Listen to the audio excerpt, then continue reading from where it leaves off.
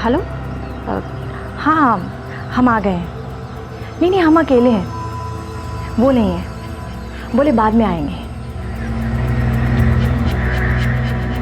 हाँ ठीक है।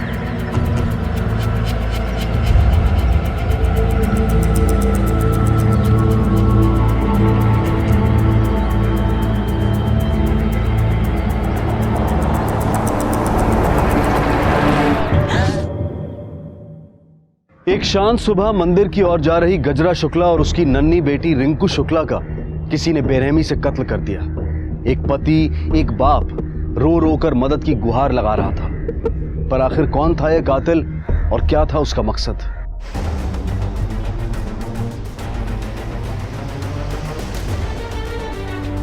गजरा गजरा काले जा रहा हूं गजरा आगे को गजरा नाले जाने के तुम्हें गजरा गजरा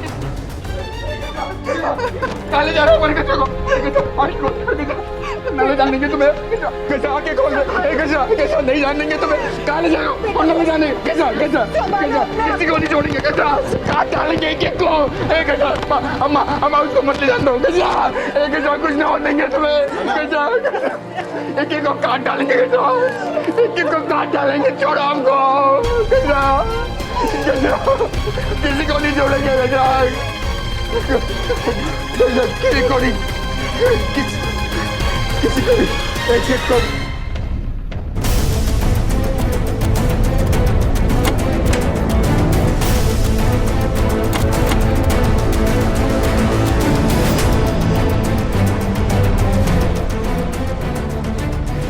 अजय, ये जितने भी सबूत मिले हैं सबको फॉरेंसिक टेस्ट के लिए भेजो। तो आप सब में से किसी ने भी यहाँ से किसी को आते जाते या भागते हुए देखा है? नहीं सर। देखिए, दिन दहाड़े किसी का यहाँ तलवार से खून किया गया है, किसी ने तो कुछ तो देखा होगा। यादव, इस पूरे इलाके की छानबीन करो, कोई ना कोई सुराग जरूर मिलेगा। जी सर।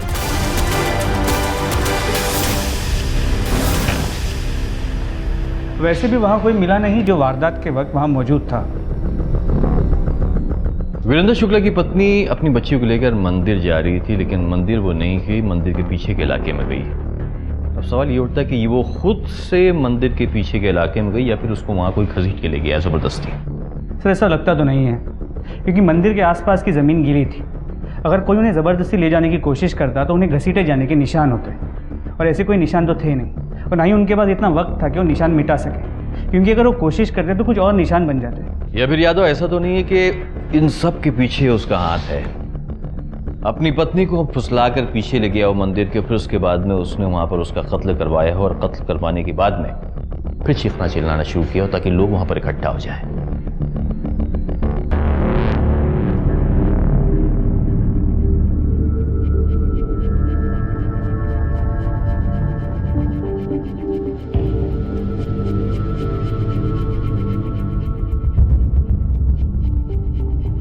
गजरा, हाँ हमारी बिटिया, अम्मा आराम करो। अम्मा गजरा गजरा। आप ज़रा बच्चे को लेके बाहर बैठिए। इंस्पेक्टर साहब, हमें अपनी बीवी और बेटे के पास होना चाहिए था। तुम्हारी पत्नी और बच्ची की लाश को पोस्टमार्टम के लिए भेज दिया गया है। सब आपसे विनती करते हैं, एक बार हमें उनको देखने दीजिए, उनके अंतिम संस्कार के लिए। आप बैठिए। देखो वीरू, तुम चाहते हो ना कि तुम्हारी पत्नी की आत्मा को शांति मिले, तो तुम पुलिस की मदद करो, उन मुजरिमों को पकड़वाने में मदद करो जिन्होंने तुम्हारी पत्नी पर हमला किया था। सबसे पहले तुम ये बताओ कि तुम्हारी पत्नी मंदिर गई थी और थोड़ी देर के बाद में तुम मंदिर पहुंचे उसके पीछे, वो भी अकेले, और अपने बच्चे को भी साथ में लेकर नहीं गए, क्यों? साहब, हमारी अम्मा की तबीयत खराब थी। आज एकादशी है, आपने कहा था कि मंदिर चलेंगे। हम अम्मा के साथ कुछ देर रुकते हैं, तुम रिंकू को लेकर मंदिर पहुंचो, हम मम्मी को लेकर पहुंचते हैं। हमारा जो बिटवा है वो का हमारे अम्मा से बहुत ज़्यादा लगाव है, इसलिए हमारे बिटवा को अम्मा के पास छोड़ के निकल गए थे। चलो मान लेते कि तुम्हारी अम्मा की तबीयत खराब थी, तुम अपने बेटे को नहीं ले जा पाए, लेकिन सवाल ये उठता है कि तुम अपनी पत्नी के साथ में क्यों नहीं गए? थोड़ी देर के बाद क्यों उल्टी मारी? अभी कहाँ सवाल, आप लोग शक कर रहे हैं हम पे। शक करना हमारा काम है, जितना सवाल तुमसे किया जाए उसका जवाब दो। साहब, हम अपनी पत्नी से कहे थे कि हम थोड़ी देर बाद आते हैं, हमारी अम्मा को हमारी ज़रूरत थी, इसलिए हम थोड़ी देर बाद गए। अब ये कोनो अपराध है का? तुमने अपनी पत्नी के कातिलों को अपनी आंख से देखा था? कौन थे वो? शकल नहीं ना देख पाए ना साहब।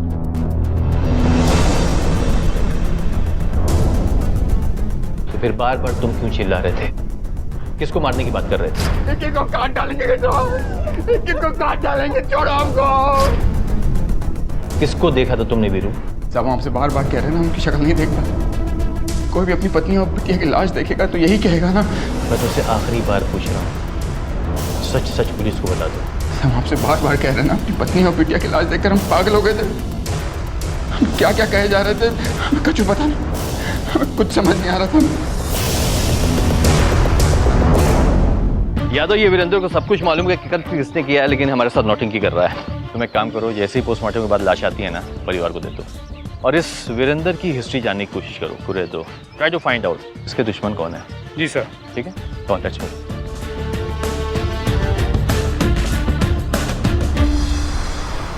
सर, इस वीरेंद्र शुक्ला की 10 साल पुरानी कहानी खोज निकाली है।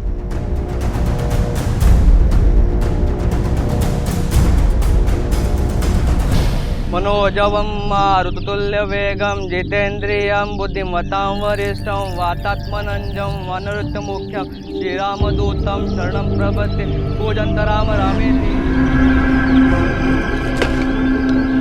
नहीं पंडित जी, बाबूजी के आने के बाद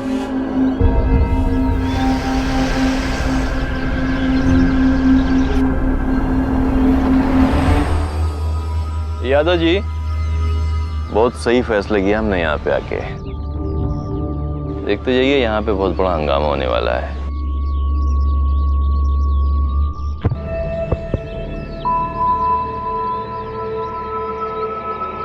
अपने मन पे काबू रख, मर्द है तू, रस्म पूरी कर।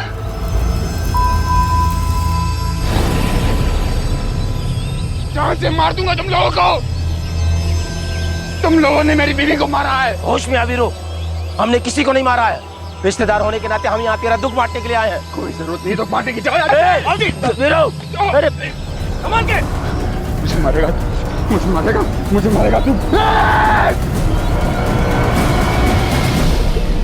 वीरेंद्र शुक्ला की पत्नी और बेटी के दाह संस्कार के समय उसके ताऊजी का परिवार भी पहुंचा और शमशान घाट जैसे जंग का मैदान बन गया।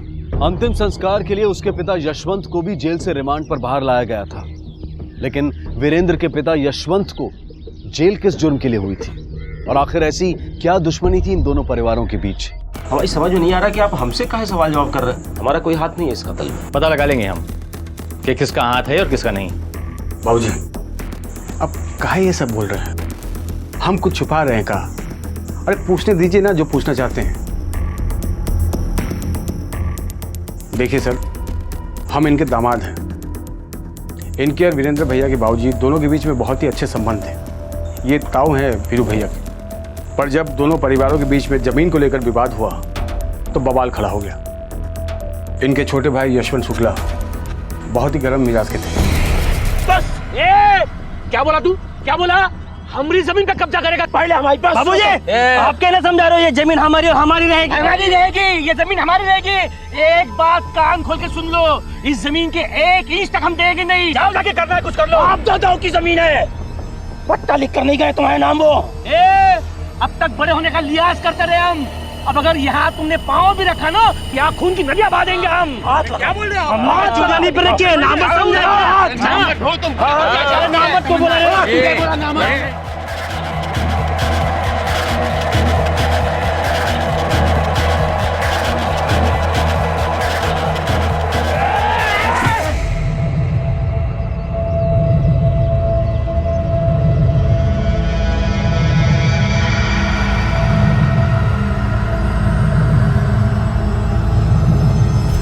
हमरे छोटे दादा हमरे ही बाबूजी को मार दिए, हमरे ही आंखों के सामने।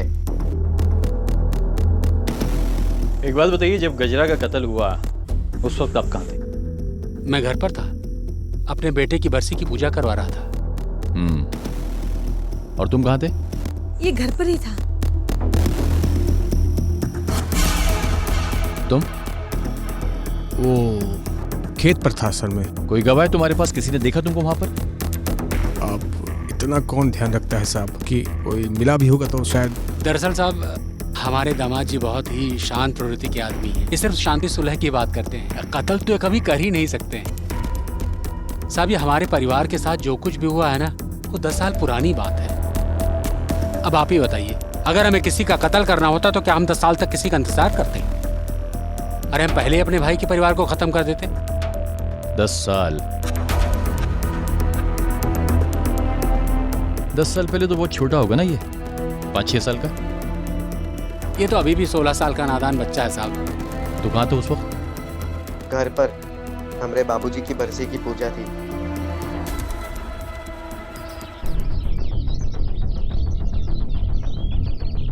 तुम्हारी पत्नी के कत्ल को लेकर हमें किसी पर शक है।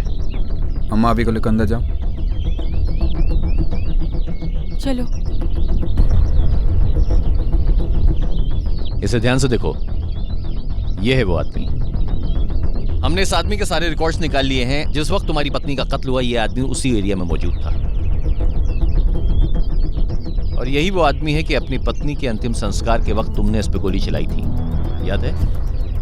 लेकिन साहब ये बेटा, सच काहे नहीं बताए दे रहे हो पुलिस को? काहे छुपा रहे हो? अम्मा तुम काहे बीच में टांग रही हो? जाओ ना अंदर। कितनी बार तुमको समझाया है, कानून अपने हाथ में मत लो, इससे कुछ नहीं हासिल होना है। तुम्हारी पत्नी भी तो यही चाहती थी ना। अम्मा तुम देखो वीरेंद्र शुक्ला, अगर तुम इस वक्त आजाद घूम रहे हो और अपने आप को सलाखों के पीछे नहीं पा रहे हो, तो सिर्फ इसलिए कि सरजू ने तुम्हारे खिलाफ कंप्लेन नहीं की थी। एक बात याद रखो, कानून को कभी भी अपने हाथ में मत लेना। कानून को तुमने अपने हाथ में लिया तो अपने आप को सलाखों के पीछे पाओगे। एक बच्चा और है तुम्हारा, उसके सर से माँ का साया तो हट चुका है। हम नहीं चाहते कि उसके सर से बाप का हाथ भी हट जाए। सच बताओ, यही है वो आदमी ना? हाँ सर।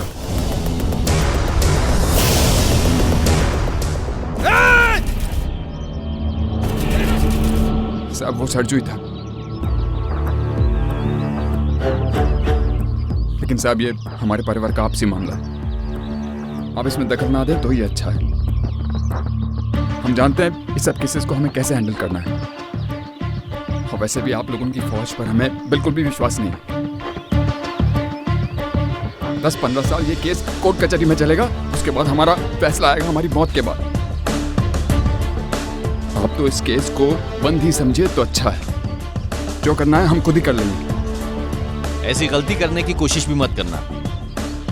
याद रखना, तुम पर और तुम्हारे परिवार पर हमारी नजर है।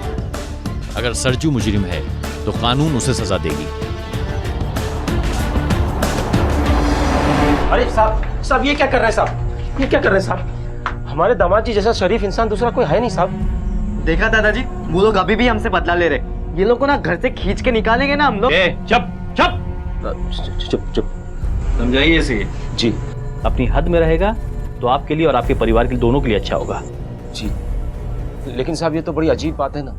हमारे परिवार का किसी भी खून से कुछ लेना देना नहीं है, और आप लोग है कि हमारे पीछे हाथ धोकर पड़े हुए हैं। बाबूजी, जब हमने कुछ किया ही नहीं तो डर काहे का? आप शांत हो जाइए, पुलिस को अपना काम करने दीजिए। क्या होगा, रखेंगे 2-4 दिन अंदर हमको? सच एक ना एक दिन बाहर आ ही जाएगा ना। चलिए साहब, ले चलिए हम। आप लोग हमारी बात पर भरोसा काहे नहीं कर रहे हैं? हमारा हाथ नहीं है इस मर्डर में। बेवकूफ समझता है पुलिस वालों को। पक्का सबूत है हमारे पास। जिस वक्त ये हादसा हुआ तू उस वक्त अपने खेत में नहीं था, मंदिर के कहीं आस-पास था। सरजू देख, तू सच सच बता दे, वरना मैं अगर अपने हिसाब से पूछूंगा तो ये बहुत भारी पड़ेगा। लेके जा सर बता। सच बताते सब, हम सच बताते सब।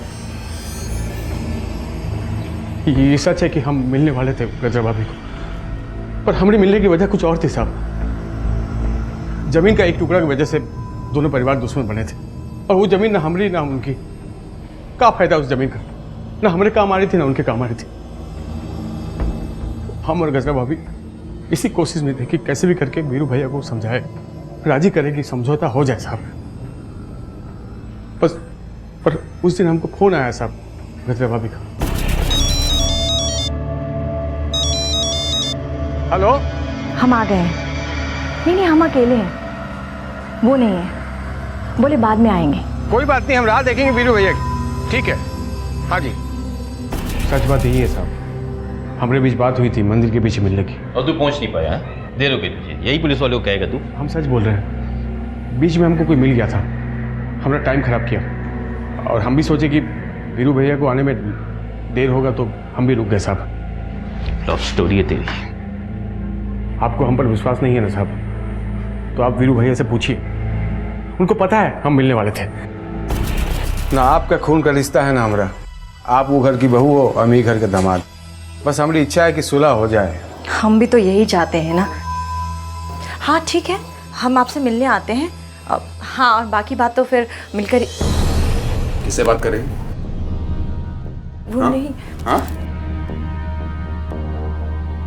साली हमको धोखा दे रही है। नहीं, हमने दुश्मन के साथ चपड़ चपड़ बातें कर रही है।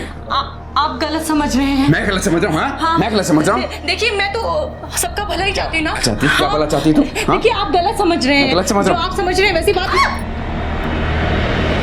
गलतफहमी होगी उनको, वो सोचे कि हम प्रेम वेम के चक्कर में फांस लिए उनके जोड़ों को। तो तेरी आशिकी के बारे में वीरू को सब कुछ पता चल गया? गलत समझा था साहब, अकल के एकदम आधे हैं वो। एक बार खोपड़ी सरक गई तो गई। साहब, गजरा ने हमारे अलावा किसी की तरफ आंख उठा के जिंदगी में नहीं देखा, वो हमें धोखा नहीं दे सकती साहब। हाँ, एक बात हो सकती है साहब, सरजू अपनी जान बचाने के वास्ते हमारी पत्नी के बारे में कोनो मनगढ़ंत कहानियां सुना रहा हूँ। हमें अपनी बीवी पर पूरा भरोसा है साहब, वो हमसे बहुत प्यार करती थी। सर, ऐसा नहीं लगता कि ये वीरेंद्र सच कह रहा था? यादव जी, सच्चा प्रेम करने वाले दिखावा नहीं करते हैं, ऐसा छाती पीट पीट कर रोते नहीं है। सर, ये भी तो हो सकता है कि अपने ऊपर लगे इल्ज़ाम से बचने के लिए सरजू ने ये नई कहानी हमारी तरफ सरका दी हो, ताकि हमारा शक वीरेंद्र की तरफ जाए। But possible. अभी सरजू अपनी हिरासत में है ना, इसको तोड़ो।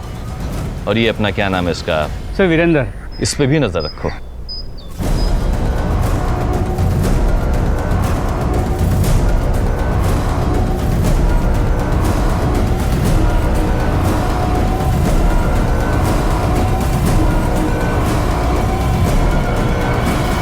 बजरंग शुक्ला का दामाद सरजू अब भी पुलिस की हिरासत में था, लेकिन फिर भी पुलिस को शक था कि कहीं इस पूरे घटनाक्रम का सूत्रधार वीरेंद्र शुक्ला तो नहीं। अब सच के अंधे कुएं से कुछ ऐसा हाथ लगने वाला था जिसकी पुलिस ने कल्पना भी नहीं की थी।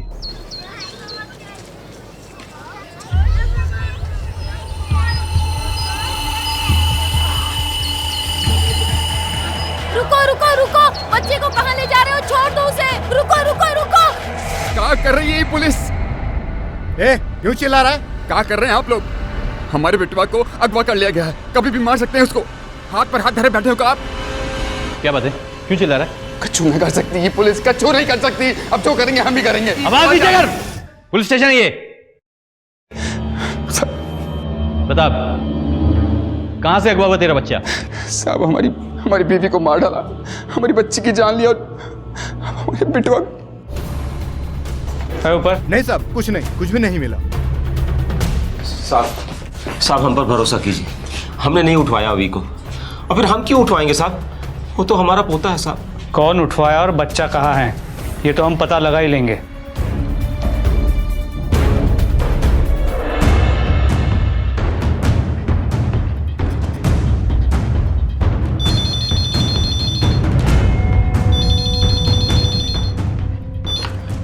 हेलो हेलो,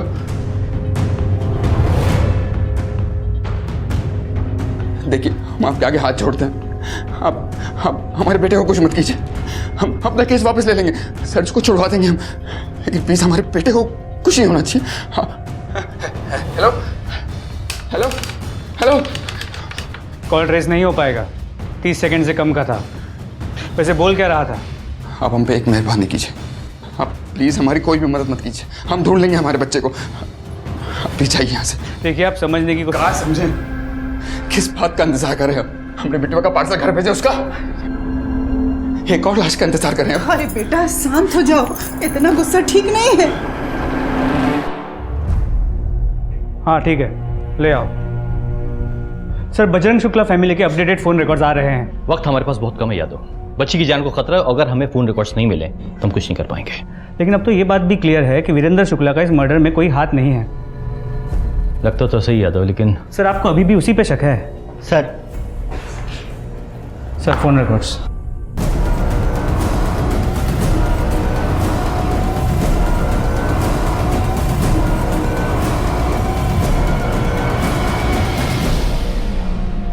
वीरेंद्र शुक्ला के छोटे बच्चे का अपहरण हो चुका था और शक की सुई आकर रुकी थी एक एंग्री यंग मैन गुड्डू पर। अपने पिता की हत्या को लेकर उसमें इतना गुस्सा था कि वो कभी भी जुर्म का सहारा ले सकता था। सर बहुत कोशिश की इस गुड्डू का मुंह खुलवाने की, लेकिन वो मुंह खुलता ही नहीं। एक ही रट लगा बैठा है कि वो इसमें शामिल नहीं। या तो लड़का है कच्ची उम्र का, लेकिन अंदर से बहुत पक्का है। देखो यादव, अगर गुड्डू मुंह नहीं खोलता तो कोई बात नहीं, हम कोई दूसरा रास्ता निकालेंगे उसका मुंह खुलवाने का। लेकिन इससे पहले कि वीरेंद्र के बच्चे की कोई जान ले, हमें कुछ करना होगा। सर वीरेंद्र शुक्ला आया है, वो आपसे तुरंत मिलना चाहता है। भेजो उसे। ठीक है सर। साहब हमसे गलती हो गई साहब। कैसी गलती? साहब उस दिन हमले में सरजू शामिल नहीं था साहब, बहुत बड़ी गलती हो गई। देखो वीरू, डर के मारे ऐसा कुछ मत कर बैठना जिसकी वजह से। काहे का डर साहब? साहब हम उनसे कौनो शिकायत नहीं है, हम अपना केस वापस लेना चाहते हैं।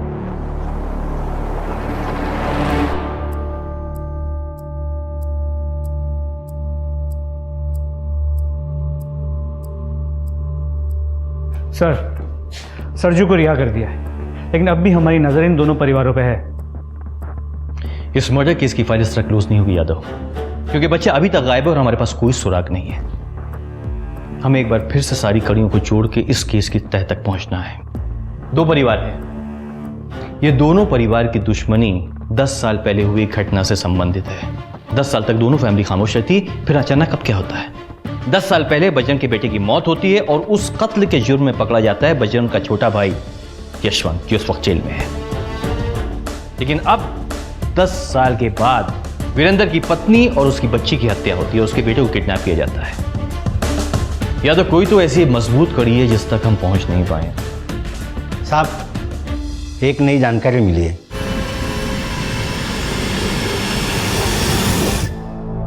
बिटुआ भाजी, इन सब में एक बात अच्छी हुई कि आप घर वापस आ गए। बस अब अभी का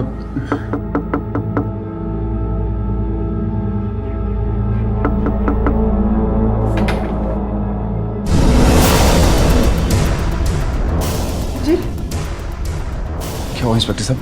हमारे बच्चे का कुछ पता चला क्या? तुम्हें हमारे साथ पुलिस स्टेशन आना होगा। काहे?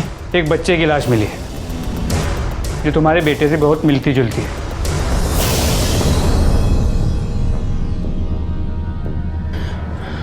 नहीं इंस्पेक्टर साहब, ये हमारा बेटा नहीं है। तुम जा सकते हो, जैसे ही कुछ पता चलेगा तुम्हारे बेटे का तो खबर कर देंगे। आपसे ना हो पाएगा, हमको विश्वास ही नहीं रहा पुलिस पे। आप भूल जाइए, हम खुद ढूंढ लेंगे अपने बच्चे को।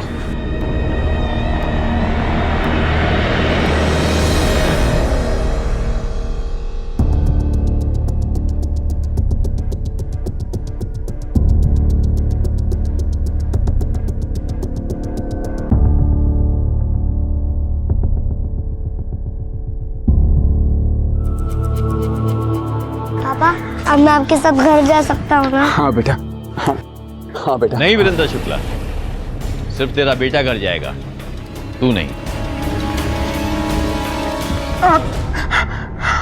साहब हम आपको बता रहे हैं ना, हमें पता चला कि हमारे बच्चे को अगवा करके उन लोगों ने अपने बच्चे की अपहरण की कहानी सुनाकर तू हमें बेवकूफ बनाना चाहता था। सब समझ में आ रहा था हमें कि ये सब के पीछे सिर्फ तू है, लेकिन हमारे पास कोई ठोस सबूत नहीं था, इसलिए हमने बच्चे की लाश का छोटा सा नाटक किया। यही तो हम सोच रहे थे कि 10 साल पुरानी बदले की कहानी अब क्यों कुरेदी गई है, तेरी बीवी का कत्ल अब क्यों हुआ है। लेकिन जब हमने तेरी खबर कुरेदी ना, तो उसमें से निकला तेरा बाप यशवंत शुक्ला, जो उस वक्त जेल में था, जिसकी सुनवाई होने वाली थी और उसको अदालत सजा सुनाने वाली थी। तभी यह सब नाटक हुआ। लेकिन सरजू के रिहा होने के बाद में जब हमारे कांस्टेबल ने आके हमें यह बताया कि तेरा बाप यशवंत शुक्ला भी रिहा हो गया, तब स्टार्ट टू एंड हमें तेरी कहानी समझ में आई। आपको जरूर कोई गलतफहमी हुई है साहब। अपना मुंह भी खोलेगा जब जब तू सच बोलेगा। बताता हूँ साहब, ये सब हम नहीं करवाया। हमने अपने ताऊ जी को समझाने की बहुत कोशिश की, बोला कि केस वापस ले लो, लेकिन वो मानते ही नहीं थे। फिर आखिरी बार जब हमने उनसे मुलाकात की तो ताऊ जी, आप अपना केस वापस ले लीजिए। हमारे बाबूजी को 10 साल हो गए जेल में बंद हुए। इतनी लंबी सजा तो काट चुके हैं, कीमत चुका दी उन्होंने। आप तो जानते हैं जो कुछ भी हुआ वो एक सोचा समझा मर्डर नहीं था, गुस्से में एक किया गया एक हादसा था। अच्छा, हमने अपना बेटा खोया है, उसे तो सजा मिलनी ही चाहिए। सड़ने दो उसे जेल के अंदर, तुम लोगों से दूर। ताऊ जी, हम समझ रहे हैं आप क्या कहना चाह रहे हैं, लेकिन उस दिन जो भी हुआ वो कहा सुनी में हो गया था, उसमें कुछ निश्चित। तू भूल सकता है क्योंकि वो तेरा चचेरा भाई था। मैंने अपनी औलाद खोई है। ठीक है ताऊ जी, हम अपने बाबूजी के लिए कुछ भी कर सकते हैं। बताइए क्या कीमत चाहिए आपको? देखिए, हमारी तरफ से एक जान गई, जमीन हाथ से गई, बस उतना मुआवजा दे दीजिए, केस वापस ले लेंगे। ठीक है, कितना मुआवजा चाहिए आप लोगों को? सब हमने सोचा कि वो लोग 4-5 लाख मांगेंगे, लेकिन जब सरजू ने मुंह खोला तो 40 लाख। 40 लाख? जी, इतना तो सब कुछ बेचकर भी हम नहीं ला सकते हैं। देखिए, चाचा जी की रिहाई की इतनी कीमत तो बनती है भाई। अब फैसला आपके हाथ में है, बस चलिए बाबूजी।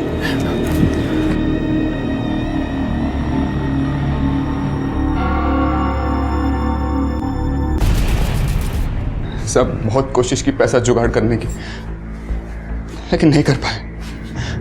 उधर बाबूजी की तारीख भी नजदीक आ रही थी, बहुत परेशान थे बाबूजी। वो घर वापस आना चाहते थे। क्या कहते कि आपकी रिहाई के लिए हम कछु ना कर पाए। हम जानते थे भैया केस वापस नहीं लेगा। कहा सोचा तू हाथ पांव जोड़ेगा तो तेरे ताऊ जी मान जाएंगे? तो भाजी आप ही बताइए, हम क्या करें? भाजी, हम आपके लिए कुछ भी कर सकते हैं।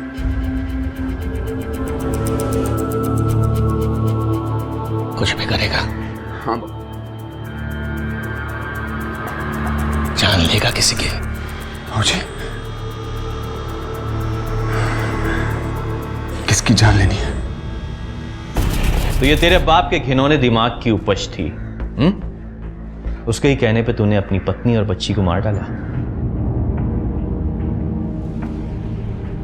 सब हमने गजरा से कहा कि हम कुछ देर अम्मा के साथ रहते हैं, थोड़ी देर बाद हम मंदिर आ जाएंगे। हमको पता था वो सरजू से मिलने जा रही है। हमको ये भी पता था कि उन दोनों के बीच में कोई चक्कर नहीं था। तब हमने प्लानिंग की। हाँ, वो निकल चुकी है। सरजू जब तक मंदिर के आसपास रहता, पुलिस के रिकॉर्ड के हिसाब से शक उसी पे होता। इसलिए हमने एक गुंडा भेजकर सरजू को कुछ देर तक वहीं अटका के रखा, ताकि हम अपनी प्लानिंग को अंजाम दे सके। सरजू जब तक मंदिर के आसपास रहता, पुलिस के रिकॉर्ड के हिसाब से शक उसी पे होता। इसलिए हमने एक गुंडा भेजकर सरजू को कुछ देर तक वहीं अटका के रखा। फिर जैसे ही कत्ल हुए, अपने बाप के जंक लगे दिमाग पर तूने भरोसा कर लिया और अपनी ही बच्ची और बीवी को मरवा दिया। हमारे बाबूजी हमसे बोले कि बाप जिंदगी में एक ही होते हैं। औरत का काम एक गई तो दूसरी आ जाएगी। औलाद पैदा करना तो अपने हाथ में नहीं। तेरी बच्ची खुद अब तेरा खून थी ना? उसका कत्ल करवाने में एक बार भी तूने सोचा नहीं? बेटी का कार्य वो तो जीवन भर का बोझ होता। मरवा डालो। बिटवा तो था ना हमारे पास। बिटवा था तेरे पास? हाँ, बिटवा था। और बेटी को तूने मरवा दिया। वो तेरा खून नहीं थी? हाँ? तू अपने बाप की सजा कम कराने के लिए किसके पास गया था? बजरंग के पास में ना? क्या हुआ? उसने केस वापस लिया? अब जब सरजू के लिए मिलने गया तो वो नहीं माना, इसीलिए फिर बाबूजी के कहने पर हमने अपने बेटे अभी को अगवा करने का प्रोग्राम बनाया। और गुड्डू जेल के अंदर था तब। क्या चाहिए तुमको? आप जानते हैं ताऊजी, केस वापस ले लीजिए, छुड़वा दीजिए बाबूजी को। पहले गुड्डू और सरजू को छुड़वाओ। ठीक है, हम सरजू को छुड़वा देंगे, लेकिन गुड्डू घर में तभी आएगा जब हम अपने बाबूजी से गले मिल पाएंगे। ताऊजी के पास कोई चारा नहीं था, उनको माननी पड़ी हमारी बात, तभी हमने सरजू को छुड़वाया। लेकिन तू और तेरा बाप, तुम दोनों ही सड़ोगे जेल के अंदर उम्र भर। अपने पिता की रिहाई के लिए अपनी ही पत्नी और बच्ची की हत्या करने वाला वीरेंद्र अपने पिता की हर बात मानने को राजी कैसे हुआ? कैसी मानसिकता है ये? हम सब ये मानते हैं कि अपने माता पिता का आदर करना, उनसे प्यार करना, उनकी आज्ञा को सर आंखों पर रखना एक अच्छे पुत्र के लक्षण है। लेकिन पिता अगर हत्या करने को कहे तो? अपने सभी रिश्तेदार, दोस्तों, आस पड़ोस के लोगों से आपने पूछताछ की? हो सकता है शिल्पा वहां गई हो। साहब सब जगह मालूम किया, कहीं भी नहीं है वो। कल स्कूल के बाद किसी ने देखा भी नहीं। कितने साल की आपकी बेटी? साहब पिछले महीने वो 15 बरस की हुई, लेकिन वो हमारी बेटी नहीं, भांजी है। मतलब हमारी बेटी के जैसे ही है। लेकिन आप लोगों के साथ क्यों रहती है? मतलब उसके माता पिता कहाँ हैं? साहब उसके माँ बाप एक्सीडेंट में ऑफ हो गए थे, तब से वो हमारे साथ ही रहती है। दरअसल उसका पालन पोषण करने वाला कोई है नहीं। कितने साल से आपके साथ? साहब जब वो 6-7 बरस की थी तब से हम लोग ही उसके देखभाल करते हैं। आप लोगों को सबसे पहले कब पता चला कि शिल्पा गायब है? कल रोज की तरह स्कूल गई थी। वैसे तो मेरा बेटा भी उसी स्कूल में पढ़ता है, दोनों साथ स्कूल जाते हैं। पर कल बेटे को बुखार था तो वो अकेली गई। स्कूल से आने के बाद वो खेलने चली गई, तब से नहीं लौटी। अच्छा, इनसे शिल्पा की पूरी डिटेल लो। रेलवे स्टेशन, बस स्टॉप, आसपास के सभी थानों में शिल्पा की फोटो भेजो। हो सकता है वहां से कुछ पता चले। और हाँ, आस पड़ोस में सब जगह पूछताछ करो।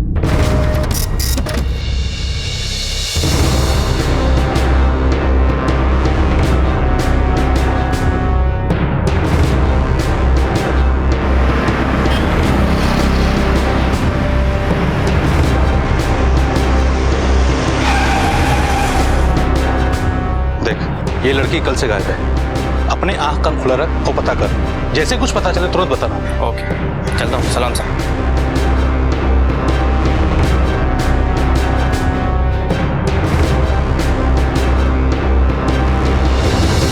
ये जैन सुरवे के परिवार को कब से जानते हैं?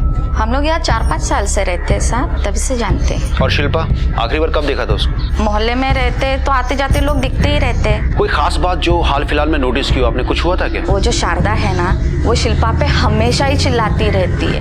आसपास के लोगों से पूछताछ करने पर हमें पता चला है कि आप लोगों का शिल्पा के साथ कुछ जमता नहीं था। नहीं साहब, ऐसा कुछ नहीं है। शिल्पा को अपनी भांजी की तरह नहीं, बल्कि बेटी से भी बढ़कर प्यार करते हैं। लेकिन शारदा जी, हमने तो सुना है कि आप हमेशा उसे डांटती रहती थी, अक्सर उसे नाराज रहती थी। यहाँ तक कि शिल्पा के गायब होने से पहले एक दिन आपने उसके साथ झगड़ा भी किया था। अब बच्चे तो बच्चे ही हैं साहब, शैतानियां तो करते ही हैं, तो कभी कभी गुस्सा आ जाता था बस। अब देखिए ना, उस दिन रश्मि को लड़के वाले देखने आए थे। हमें आपका परिवार बहुत पसंद आया और बच्चे भी एक दूसरे को पसंद करने लगे हैं। भाई हमें ऐसा ही परिवार चाहिए था, सुशील और संस्कारी।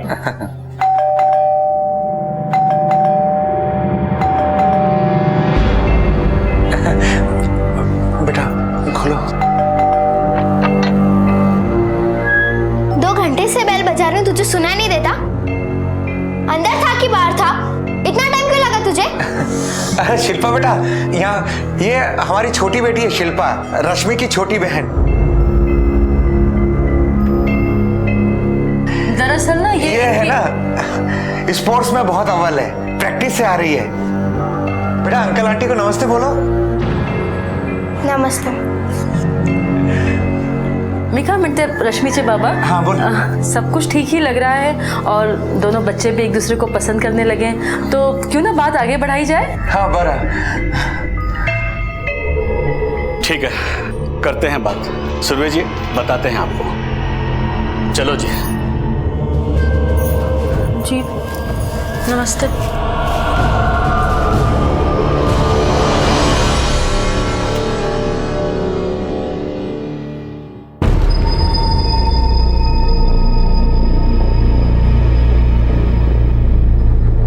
थोड़ी शर्म हया है या वो भी बेच खाइए। बदतमीज लड़की, पागल समझ के रखा है हमें, जो हम इसका पालन पोषण करते हैं, माँ बाप की तरह इसकी देखभाल करते हैं। माँ बाप नहीं हो मेरे, बनने की कोशिश भी मत करना और कभी बन भी नहीं सकते। ऐसा क्या कर लिया है मेरे लिए, और दिन रात ना ये एहसान जताना बंद करो। शिल्पा बड़ी मुश्किल है साहब। अगर अपना बच्चा होता है ना तो 2 थप्पड़ लगा सकते हैं, लेकिन दूसरे की औलाद को अगर डांट भी दो तो बड़ी मुश्किल हो जाती है। रात भर नींद नहीं आती है सोच सोच के कि पता नहीं शिल्पा कहाँ होगी, कैसी होगी, किस हाल में होगी। पराई अमानत है, जवान लड़की है। आप बता रही थी कि शिल्पा बाहर से झगड़ा करके आई थी, आप लोगों ने पूछा नहीं क्या हुआ? बच्चों में तो झगड़े होते ही रहते ना। और ये लड़ाई और झगड़ा उसका रोज का काम था, रोज ऐसे ही करके आती थी वो। और सारा दिन अपने वो 2 दोस्तों के साथ खेलती रहती थी स्कूल से आने के बाद। अभिषेक काय नाम होता वो जो उसके दोस्त जिनके साथ शिल्पा रोज खेलती थी? मंगेश और पुत्तन।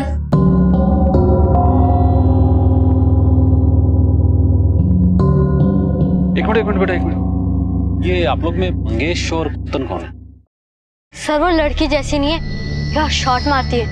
हम तो उसके साथ मैच रखने में भी डरते हैं। परसों मिली थी तुम लोग को शिल्पा? परसों नहीं आई थी, लेकिन उसके एक दिन पहले आई थी, मैच था हमारा। उस दिन शिल्पा का किसी के साथ झगड़ा हुआ था? हाँ सर, वो अमय है ना, उसके साथ उसका झगड़ा हुआ था।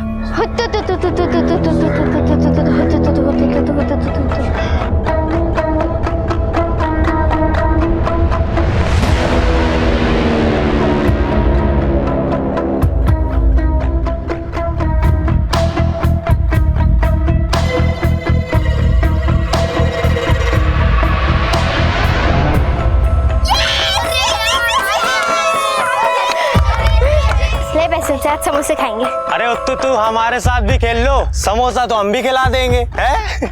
वो भी बिना शर्त जीते।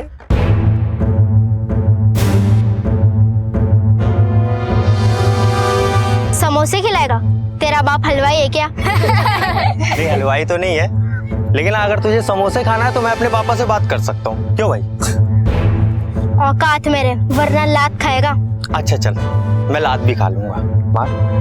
मार ना, लात मार।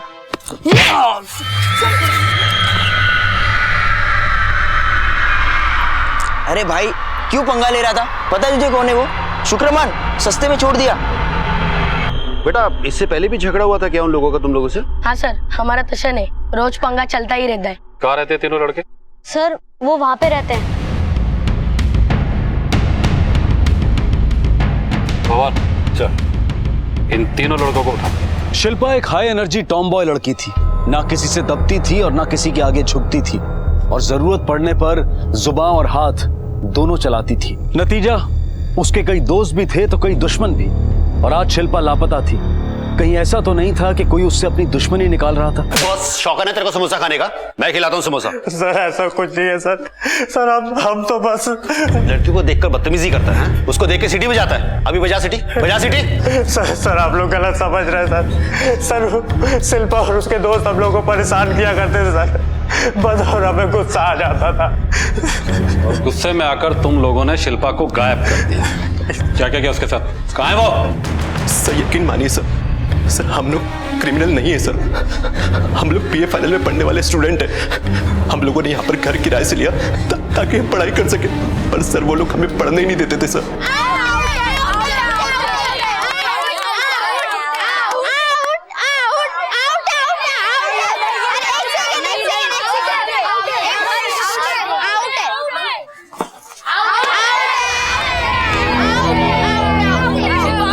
तेरी बारी है।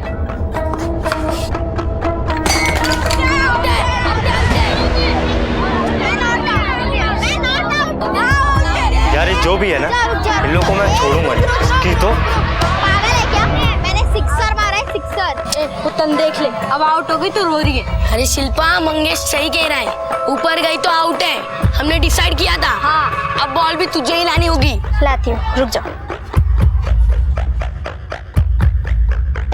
बॉल फेंक। चल जा, अपना काम कर। बॉल अब तेरी फैमिली को ही आके दूंगा। चल जा। यार बहुत हो गया यार इन लोगों का, जीना आराम कर रखा है इन लोगों ने। रमेश अंकल से शिकायत करनी ही पड़ेगी। जैन भाऊ, बहुत परेशानी हो रही है। बेचारे पढ़ने वाले बच्चे हैं, लेकिन दिन रात शोर शराबा होगा तो कैसे पढ़ेंगे। कुछ दिन पहले खिड़की के कांच तोड़ दी। मैं तो मेंटेनेंस में ही लगा पड़ा हूँ। रमेश भाई, आप चिंता मत कीजिए, मैं समझाऊंगा इसे। अब खड़े खड़े मुंह क्या देख रही है? माफी मांग उनसे। शारदा, रुको। बेटा शिल्पा, माफी मांगो। माफी मांगना तो दूर सर, उस दिन के बाद से तो उसने नया तमाशा करना शुरू कर दिया।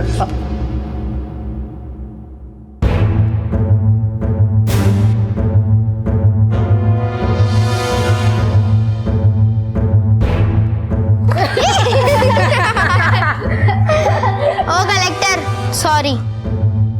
चलो। उसने सॉरी नहीं बोला, तेरा मजाक उड़ाया और तूने उसे गायब कर दिया। सर हमने कुछ नहीं किया सर, हमारे कीजिए सर, माँ कसम हमने कुछ नहीं किया सर। कल तुम तीनों कहाँ थे? कल तो हम इंटरव्यू के लिए पुणे गए थे सर, रात में वापस आए थे। ठीक है, अभी तो मैं तुम तीनों को छोड़ रहा हूँ, लेकिन जब तक शिल्पा की कोई खबर नहीं मिल जाती, इस शहर को छोड़कर बाहर जाने की सोचना भी मत। चलो। सर मोहल्ले में पता किया मैंने, लड़की का सभी के साथ कुछ ना कुछ झगड़ा हुआ है, लेकिन बात इतनी बड़ी भी नहीं है कि शक किया जा सके। अंदाजा लगाना मुश्किल है सर कि कौन हो सकता है। पवार, ये भी तो हो सकता है कि मामा मामी से तंग आकर शिल्पा ने खुद ही घर छोड़ दिया। अभी कुछ भी कहना बहुत ही मुश्किल है। एक काम करो, इन तीनों लड़कों पे कड़ी नजर रखो, कहाँ जाते, किससे मिलते, क्या करते, मुझे पल पल की खबर चाहिए। और ये भी चेक करो कि ये तीनों कल पुणे गए भी थे या नहीं। आंटी, रमेश अंकल घर पे है क्या? प्लीज उन्हें बुलाइए ना। क्या है तुम लोग को घर क्या भाड़े पे दे दिया, मुसीबत मोड़ ली। ये क्या वक्त है किसी के घर का दरवाजा पीटने का? वो सो रहे, कल सुबह आ जाना। चलो जाओ यहाँ से। Aunty please. Uncle, Ramesh uncle. Uncle, अरे आ रहा हूँ।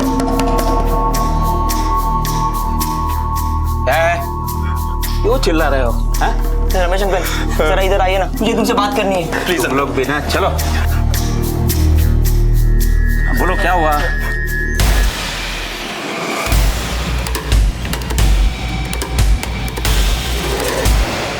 अरे तुम्हारा दिमाग खराब हो गया क्या?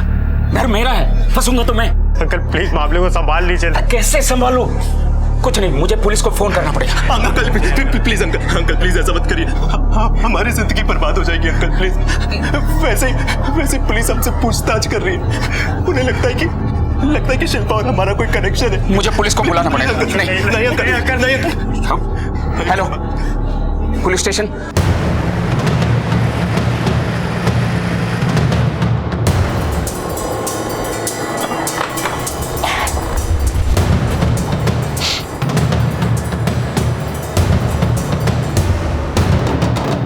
तांबे, निकलो बाहर।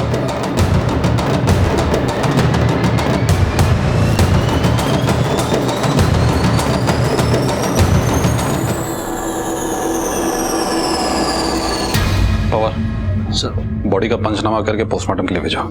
एक मुश्किल अभी आसान नहीं हुई थी कि एक और केस सामने आ गया। पुलिस जो अब तक शिल्पा की तलाश कर रही थी, उसकी तलाश में एक दूसरी बॉडी उनके हाथ लगी। पुलिस के सामने अब एक नहीं बल्कि दो चुनौतियां थी, इस लावारिस लाश की आइडेंटिफिकेशन और शिल्पा की तलाश।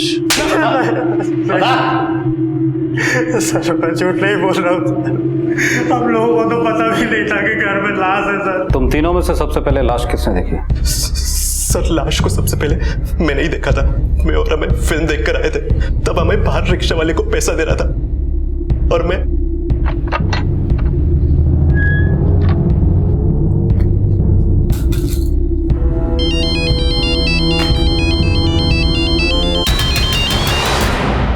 हेलो, हमें जल्दी ऊपर आ। अरे 10 रुपए छुट्टे पड़े हैं क्या? अरे भाई तू सब छोड़, तो जल्दी ऊपर आ और सागर को भी लेके आ। यहाँ पर किसी की लाश पड़ी भाई। सागर तुम लोग के साथ फिल्म देखने नहीं गया था? नहीं था, उसकी तबीयत खराब थी, वो घर पर ही रुका था। पर सर जब हम लोग फिल्म देख के आए तो सागर घर पे नहीं था, वो हम लोगों के आने के बाद आया था सर। सच बोल, बता दो, सब सच बता दो। कैसी जगह लाया है रे? कितना बास मार रहा है, ऐसा लगता है जैसे कहीं चूहा मरा हो। कितनी भंगार जगह कर रखी है, कितनी बदबू। साफ सफाई नहीं करते हो क्या? अगली बार ऐसी जगह लाया ना तो मैं नहीं आने वाली। अरे बेबी, क्यों तुम इतना सोच रही हो? टेंशन मत लो, चलो मैं भी तुमको घर छोड़ देता हूँ।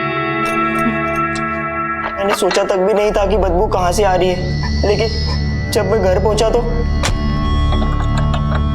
ला ला ला ला ला ला ला ला। गाना बंद कर, दरवाजा बंद। इतना घबरा क्यों रहे हो? कोई पंगा हो गया क्या? यार पंगा नहीं, बहुत बड़ा पंगा हो गया यार। वहां देख नीचे लाश है, वहां पे लाश।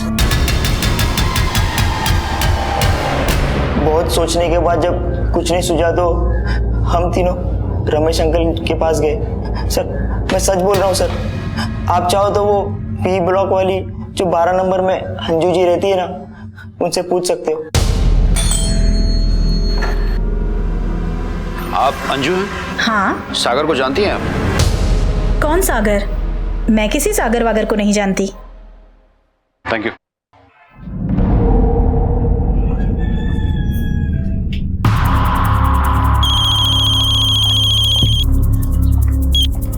हाँ, ओके सर, बच्चे की पोस्टमार्टम रिपोर्ट आ गई है सर। उसकी मौत दम घुटने से हुई है, लेकिन सर मौत से पहले किसी ने उसके साथ जबरदस्ती भी की है, सेक्सुअली अब्यूज किया है। और सर ये औरत अंजू ये तो कह रही थी कि वो सागर को जानती तक नहीं। फिर सागर ने हमसे झूठ क्यों बोला सर? कहीं सागर ने नहीं पवार, हो सकता है ये औरत हमसे झूठ बोल रही हो। शादीशुदा औरतें इस तरह के रिश्ते पुलिस वालों के सामने एक्सेप्ट नहीं करेंगे। एक काम करो, सबसे पहले इस बच्चे की फोटो हर जगह सर्कुलेट करो, पता लगाओ कि आखिर ये लड़का है कौन, और इन तीनों लड़कों की मेडिकल जांच करवाओ। सेक्सुअल अब्यूजमेंट का मामला है, हो सकता है इन तीनों में से किसी ने उसके साथ जबरदस्ती की हो। इसे देखा कहीं आप? नहीं साहब, हमारे मोहल्ले का तो नहीं है, कभी नहीं देखा इसे। आप अपने बच्चों को बुलाएंगे प्लीज, शायद उन्होंने कहीं देखा। बेटा तो स्कूल गया है। हाँ, बेटी है घर में।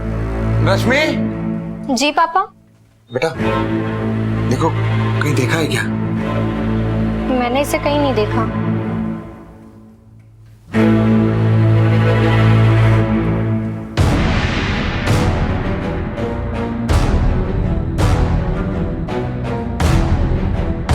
इसे कहीं देखा है? नहीं। और आपने? नहीं सर। Thank you. नहीं देखा सर। सर कहीं से कोई लीड नहीं मिली सर, बच्चे को किसी ने नहीं देखा, कोई इसे पहचानता नहीं। लेकिन सर मैंने आसपास के सभी पुलिस स्टेशन में बच्चे की फोटो भेज दी है, हो सकता है वहां से कुछ सुराग मिले, किसी ने मिसिंग कंप्लेंट लिखवाई हो। और सर तीनों लड़कों की मेडिकल रिपोर्ट नेगेटिव है, इससे साफ जाहिर है कि बच्चे के साथ इन तीनों में से किसी ने कुछ नहीं किया। पवार, ये भी तो हो सकता है शिल्पा और इस लड़के के केस में कोई कनेक्शन हो। एक काम करते हैं, शिल्पा के स्कूल चलकर इस लड़के की फोटो दिखाते हैं, हो सकता है इसे वहां कोई पहचानता।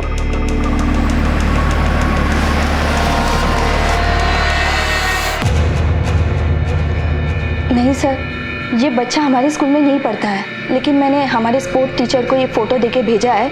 अगर यहाँ का कोई भी बच्चा उसे जानता है तो पता चल जाएगा। बाय द वे, शिल्पा का कुछ पता चला? जी नहीं, अभी तक नहीं, लेकिन जल्दी पता चल जाएगा। मैम, अभिषेक इस बच्चे को जानता है।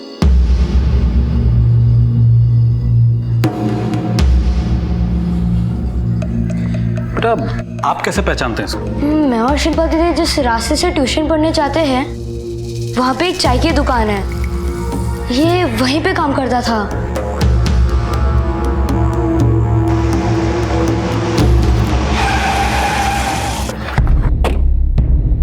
जी साहब। इस लड़के को पहचानते हो? साहब ये तो छोटू है, क्या हो गया इसको? इसकी हत्या हो चुकी है। हत्या? बता सकते हो कहाँ रहता था? पास में ही झोपड़पट्टी में रहता था। इसके आगे पीछे कोई नहीं है साहब, हमारे दुकान पे कभी कभी काम भी करने आता था साहब। और इसे पहचानते हो? हाँ साहब, ये तो शिल्पा है, इसकी बहन है। ये दोनों भाई बहन इधर ही पढ़ने को आता है और कभी कभी हमारे चाय के दुकान पे ये दोनों चाय पीने आ जाते हैं साहब।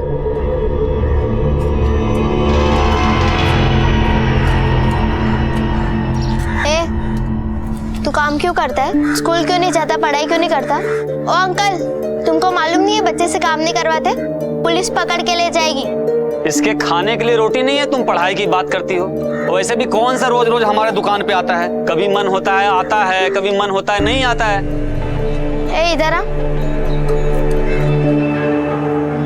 तू पढ़ना चाहता है? हाँ, कल से मैं तुझे पढ़ाऊंगी। मैं तेरे लिए किताबें और पेंसिल ले आऊंगी और मेरे ट्यूशन के बाद रोज 1 घंटे पढ़ाऊंगी, ठीक है? ठीक है दीदी।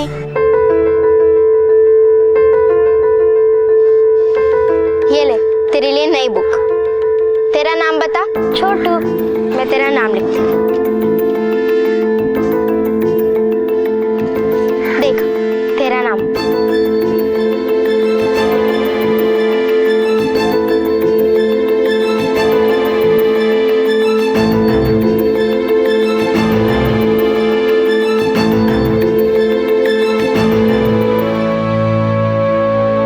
सर ये तो कॉम्प्लिकेशन और बढ़ गई है।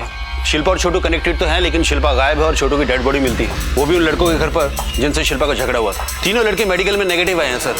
घर पे कोई फोर्स एंट्री भी नहीं हुई है। ऐसे में वो लड़का वहाँ पहुंचा कैसे? कौन लेकर आया होगा सर? और किसके पास चाबी हो सकती है?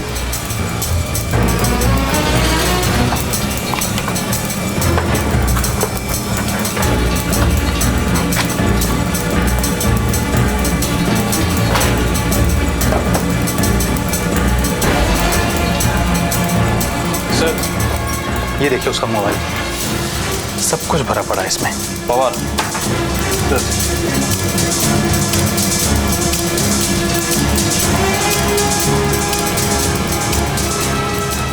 क्या Ramesh uncle? Pawar yes sir. Ramesh uncle घेऊन चल चल चल।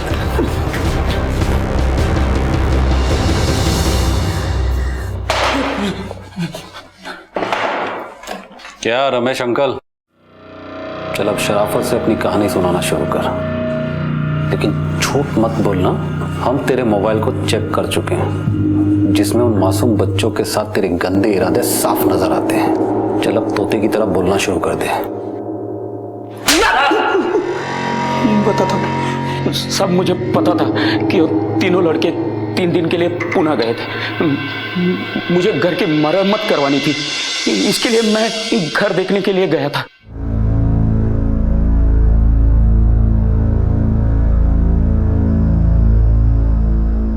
अरे बेटा, यहाँ ऐसे क्यों बैठे हो? अपना घर भूल गए हो? किसी को ढूंढ रहे हो क्या? दीदी का इंतजार कर रहा हूँ, वो आने वाली हैं। उन्होंने आज यहाँ आने के लिए बोला था, वो जो पढ़ाती है ना। तो तुम पढ़ने के लिए आए हो?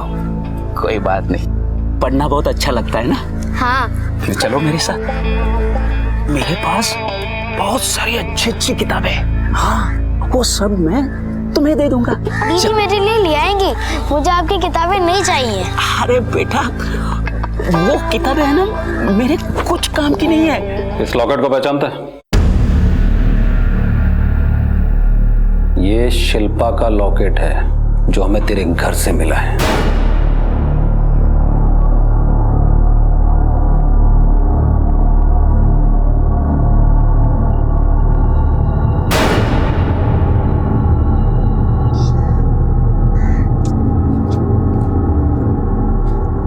ये लड़का भी ना बोला था यहाँ आने के लिए, मेरे को लगा मैं ही लेट हो गई।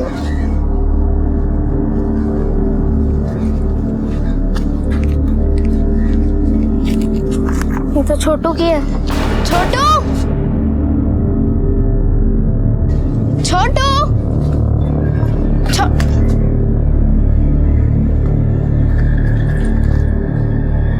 ये तो छोटू की चप्पल है। छोटू, शिल्पा की आवाज सुनकर मैं खिड़की के पास गया। मैंने देखा शिल्पा घर की तरफ आ रही थी। छोटू, छोटू, मैंने जानबूझकर दरवाजा खुला छोड़ दिया ताकि वो आसानी से अंदर आ जाए। छोटू, अभी दिन था, इसके लिए मैंने दोनों की लाशें बेड के नीचे छुपा दी और वहां से चुपचाप चला गया। किसी को कुछ भी पता नहीं चला। मैंने सोचा कि रात को आकर मैं लाश ठिकाने लगा दूंगा।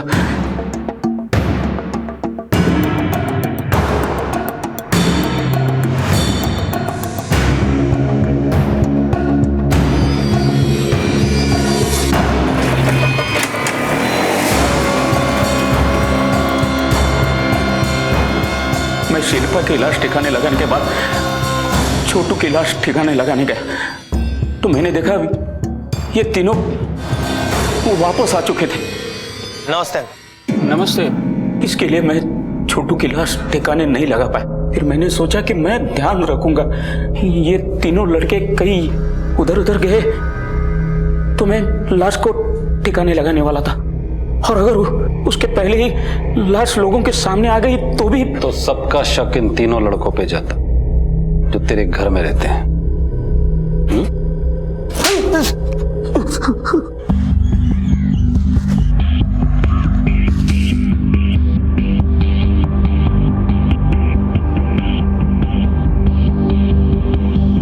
खोलो।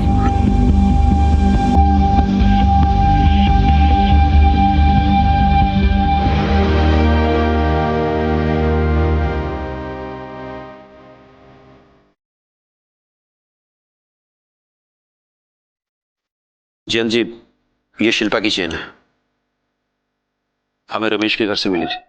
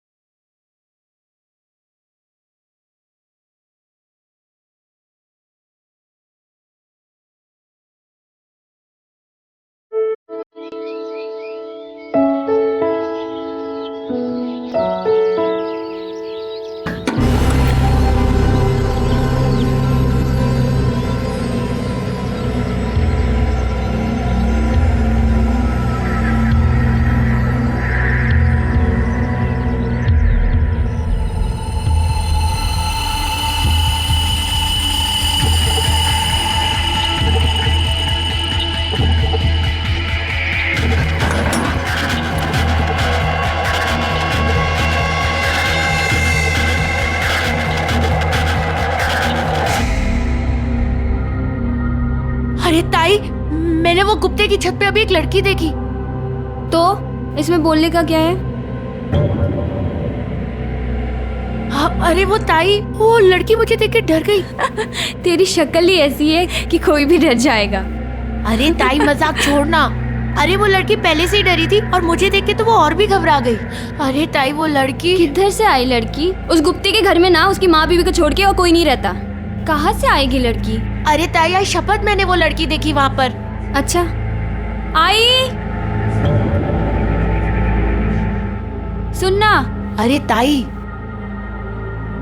काय झालं? आई तेरे बेटे को ना लड़की दिख रही है, खुली आंखों में ना सपने देख रहा है ये। इसकी ना शादी करा दे। अच्छा शादी? सातवीं तो तेरे से क्लियर हुई नहीं, शादी करने की सोच रहा है। सबके सब पास हुए, तेरे को छोड़ के नाक कटा दिया तूने। सब पूछते हैं कि अब हर्षद आगे क्या करेगा। क्या बोलूं? शादी करने की सोच रहा है? बाबा सच में मैंने वहाँ पे एक लड़की देखी थी। चुप, जूते मारूंगा तेरे को मैं।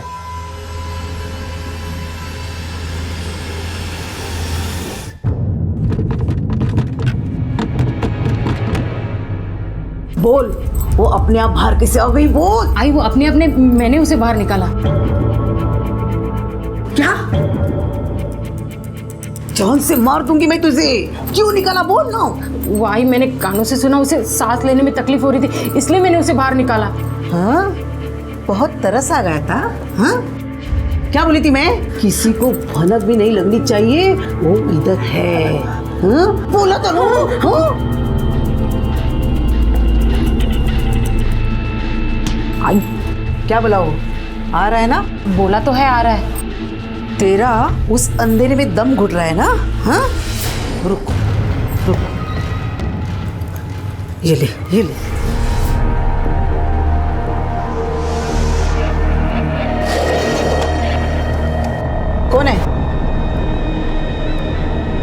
कौन है?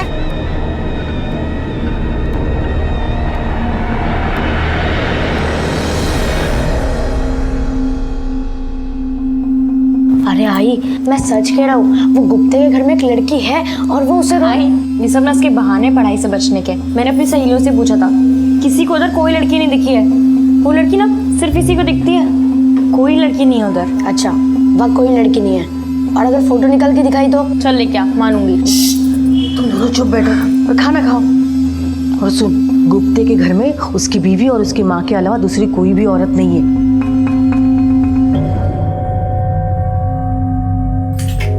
ले चाबी।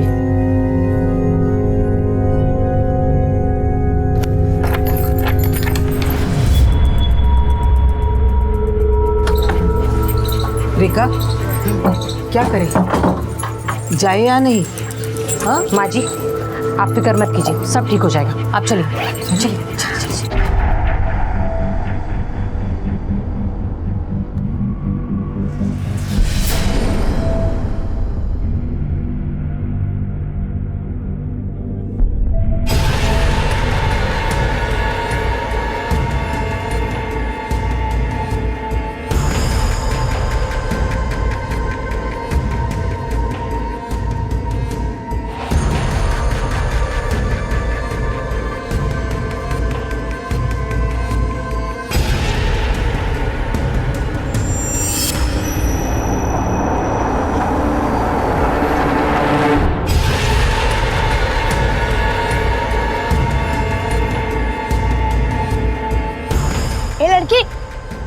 लड़की किधर है तू? अगर तू अंदर है तो जवाब देना। ए लड़की बोल ना।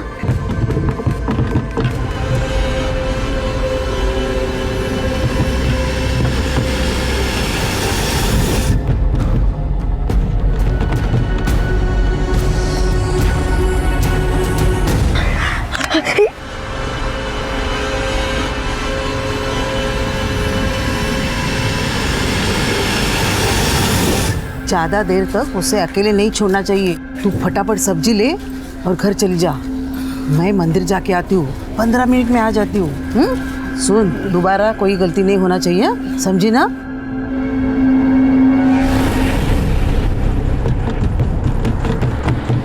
आई, इसको बोलो मेरा फोन कहीं से भी लाके दे। ले, तेरा जासूसी का। नहीं बाबा, क्या कर रहे हो? इतनी बड़ी लड़की को कोई मारता है क्या? हाँ माना गलती हुई है इससे, आइंदा से नहीं करेगा। मैं समझा दूंगी इसे। हर्षद बेटा नहीं करेगा ना? अच्छा समझा इसको, दूसरे की फाइटिंग में टांग नहीं आने का, नहीं तो तेरी टांग तोड़ दूंगा मैं, समझा?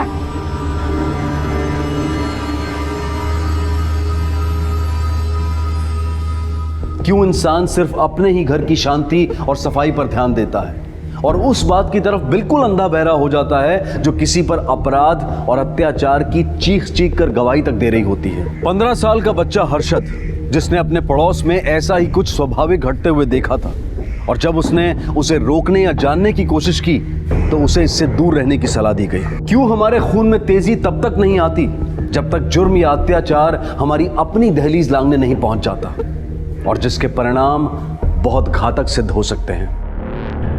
आई, मेरा फोन तो ये तोड़ ही चुका है, अब तेरे फोन के पीछे पड़ा था। पता नहीं किससे फोन कर रहा था, मैंने छीन के काट दिया। ये ले तेरा फोन। किससे बात कर रहा था हर्षद?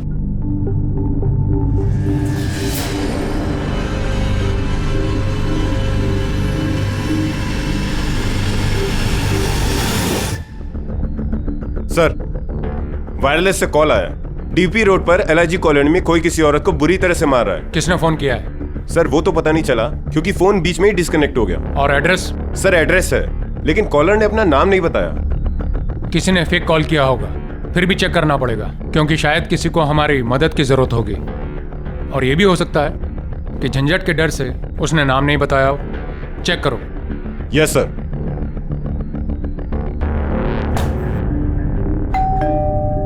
कौन है? अरे साहब, आप? हमें कंप्लेंट मिली है कि तुम्हारे घर में किसी लड़की के साथ मारपीट हो रही है। लड़की? हमारे घर में? नहीं नहीं, यहाँ कोई लड़की नहीं रहती, मैं और मेरी बहू रहती है। क्यों, तुम्हारी बहू लड़की नहीं है? बुलाओ उसे। हाँ हाँ बुलाती। रेखा, ए रेखा। हाँ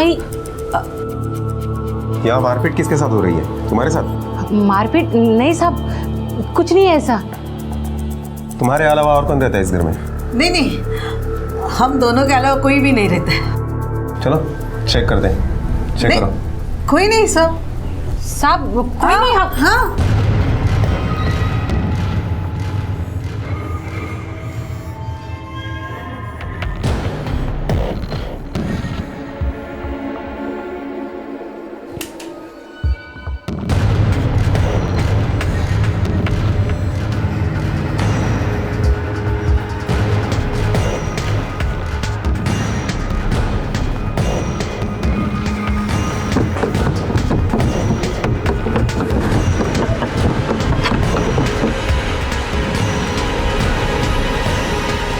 पूरा घर छान मारा, अंदर कोई नहीं है।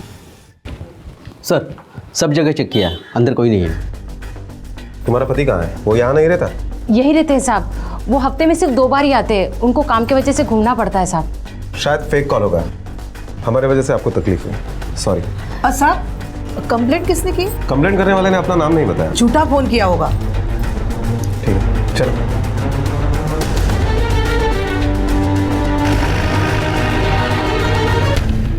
अभी तसल्ली हुई तेरे को कि कोई लड़की नहीं है? सोच आई, अगर हंसा आंटी को मालूम होता कि ये फोन किया है तो कितना हंगामा करती। अभी चल इधर से। आई, तेरे को भी ऐसे ही लगता है कि मैं झूठ बोला? तेरे को भी मेरे पे भरोसा नहीं है? बेटा मैंने थोड़ी ना ऐसा कहा है मुझे भरोसा नहीं है, मुझे भरोसा है, लेकिन कुछ मिला भी तो नहीं ना। चल अभी पढ़ाई करने बैठ जा, नहीं तो बाबा बहुत चिल्लाएंगे। चल।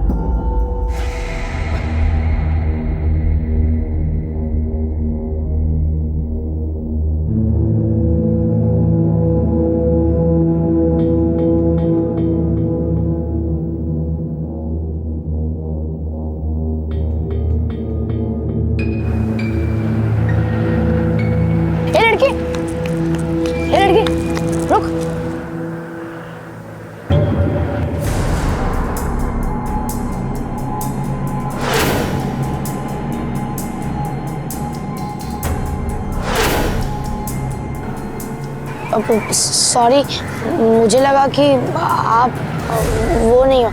सॉरी।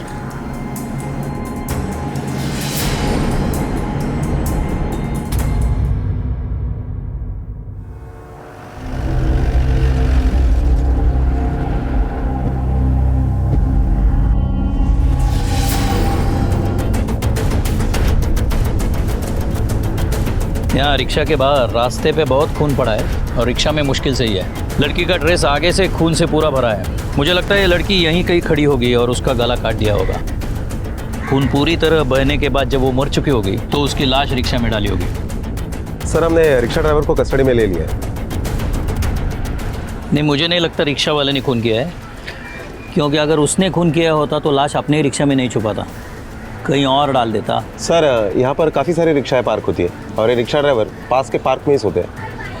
इसका मतलब खून किसी और ने किया है और लाश यहाँ रिक्शा में छुपाई है। इलाके के सारे रिक्शा वालों के फ़ोन नंबर ले लो और पूछताछ करो। किसी पे जरा सा भी शक हो गया उसे उठा लो। लड़की के बारे में कुछ पता चला? मतलब उसका नाम, कहाँ की है वगैरह? नहीं सर, लड़की के पास कोई आईडी प्रूफ नहीं मिला, ना ही कोई पर्स, मोबाइल, कुछ भी नहीं। इसका फ़ोटो सब पुलिस स्टेशन को भेज दो और ये भी देख लेना कहीं कोई मिसिंग कंप्लेंट आई है या नहीं। Okay sir. कौन थी ये लड़की और कौन थी वो लड़की जो संदूक में बंद थी? क्या इन दोनों का आपस में कोई संबंध था? और गुप्ते का इस लड़की से क्या लेना देना था? किसने खून किया था इस लड़की का और क्यों?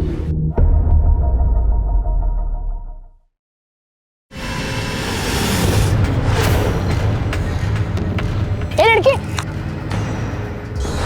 अरे बाबा ये वही लड़की है जो उस दिन गुप्ते के घर पे आई थी। अरे बाबा यही है, उसके घर पे आई थी, मैं इसे जानता हूँ। आई बाबा, हम एक काम करते, इसके बारे में ना पुलिस में जाके बताते। पढ़ाई पे ध्यान दे, समझे? इस बार एग्जाम्स में फेल हुआ ना तो हड्डियां तोड़ दूंगा और घर से बाहर भी निकाल दूंगा। कोई जरूरत नहीं पुलिस को बताने की, बहुत मिल जाएंगे पुलिस को बताने वाले। नाम क्या है इस लड़की का? साहब रोशनी। तुम सब एक ही जगह काम करती हो? हाँ साहब, हम सब एक ही जगह काम करते हैं। किसके पास? मतलब मालिक कौन है?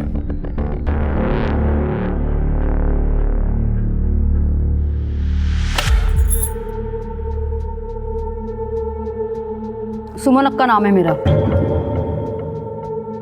उसी नाम से सब बुलाते हैं। ये रोशनी तुम्हारे लिए काम करती थी ना? हाँ साहब, बहुत अच्छी लड़की थी, कभी शानपत्ती नहीं की उसने मेरे साथ, और पैसा भी बहुत कमाती थी।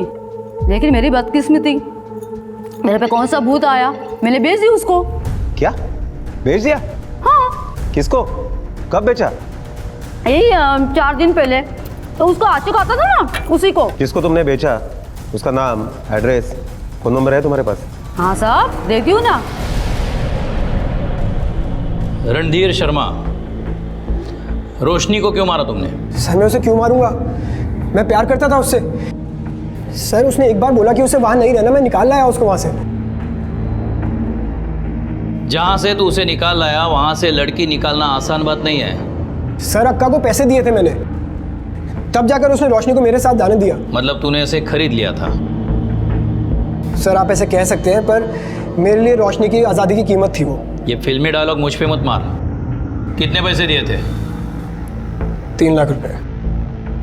जिस दिन फर्स्ट टाइम मैं उसे घर लेकर आया। आओ रोशनी, आज से ये हमारा घर है, अब से हम यहीं रहेंगे। थैंक यू रणबीर, आपने मेरे लिए इतना कुछ किया है, ये घर, ये जिंदगी। लेकिन अगर मैं आपसे एक चीज और मांगू तो क्या आप देंगे?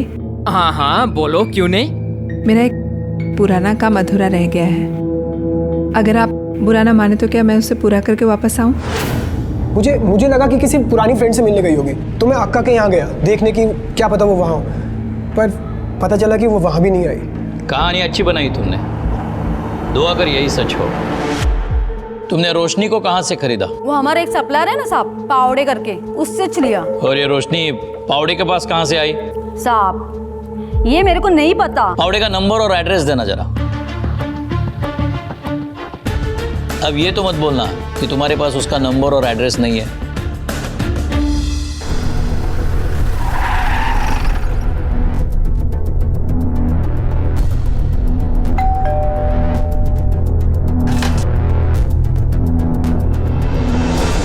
दत्ता पावड़े को बुलाइए।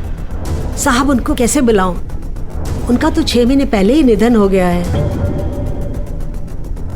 क्या? आई काय झालं, कोण है? क्या हुआ? ये कौन है? मेरा छोकरा रोहन। नमस्कार। दत्ता पावड़े काम क्या करते थे? उनका इंपोर्ट एक्सपोर्ट का बिजनेस था। Import export? तुम लोग तो उसकी दोस्त थी ना, तुम्हें तो उसने बताया होगा यहाँ आने से पहले वो कहाँ थी। हाँ साहब, दोस्त तो थी, मगर इसके पहले वो किधर रहती थी, क्या करती थी, किसी को कुछ नहीं पता साहब। लेकिन हाँ साहब, एक बात, उसको अंधेरे से बहुत डर लगता था, वो हमेशा रात को भी खोली की लाइट ऑन करके सोती थी। हाँ साहब। और साहब एक बार वो बोली थी कि उन लोगों ने उसको संदूक पे काफी दिनों तक बंद रखा था। रोशनी के केस में पुलिस की छानबीन उल्टी चल रही थी। मर्डर से पहले वो रणधीर के पास और उससे पहले वो सुमन अक्का के पास थी, पर पावड़े की मौत ने इस तहकीकात की कड़ी पर रोक लगा दी, क्योंकि वही बता सकता था कि सुमन अक्का के पहले वो कहां थी और वो कौन शख्स हो सकते थे जिनका ताल्लुक रोशनी के मर्डर से हो सकता था। रोशनी अंधेरे से डरती थी, उसे भी संदूक में रखा गया था, और जिसे हर्षद ने देखा था उसके साथ भी इसी तरह से अत्याचार हो रहा था। फिर रोशनी को गुप्ते के घर से निकलते हुए भी देखा गया, लेकिन रोशनी और वो लड़की दोनों अलग थी। जिसमें से रोशनी का खून हो चुका है, तो फिर वो दूसरी लड़की कहाँ, उसका क्या हुआ? जादव, रोशनी की मौत 30 तारीख को 1 से 3 बजे के बीच में हुई है। उसके बॉडी में अल्कोहल पाया गया है, इसका मतलब उसने शराब पी थी। घाव उसके गले पर है जिसकी वजह से उसकी मौत हुई है। रिपोर्ट के मुताबिक हथियार एक नोकीला धारदार चाकू जैसा है, करीबन 2 इंच का। 2 इंच? यानी सर कोई ब्लेड जैसी चीज होगी, लेकिन सर ऐसी चीज तो लोग सुसाइड आइटम में यूज करते हैं, कोई मर्डर कैसे कर सकता है? हो सकता है ये रिपोर्ट में कुछ गलती हुई होगी, फिर से पोस्टमार्टम करवाओ, जल्दी से जल्दी रिपोर्ट लाओ, कुछ गड़बड़ हुई होगी। Okay sir. सर, एक औरत और एक लड़का आया है, रोशनी केस के बारे में कुछ बताना चाहते हैं, मैंने उनको बाहर बिठाया है। बसा बसा।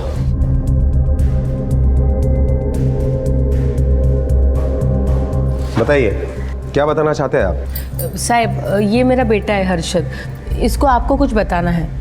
बोलो बेटा, क्या बताना चाहते हो?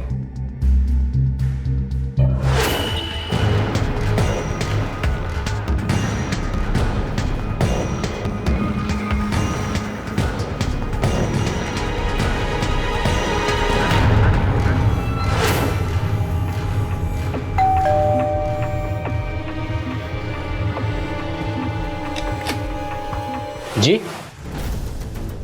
तुम कौन हो? यहाँ पे तो दो औरतें रहती है ना? जी, मेरा नाम परेश गुप्ते है, ये मेरा ही घर है। बोलिए।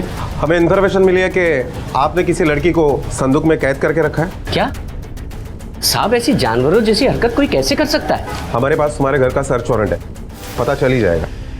चलो।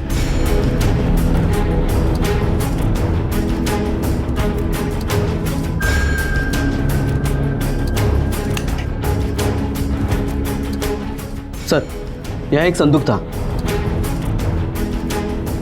लेकिन यहाँ तो कुछ भी नहीं है। सर, मैंने खुद देखा था पिछली बार।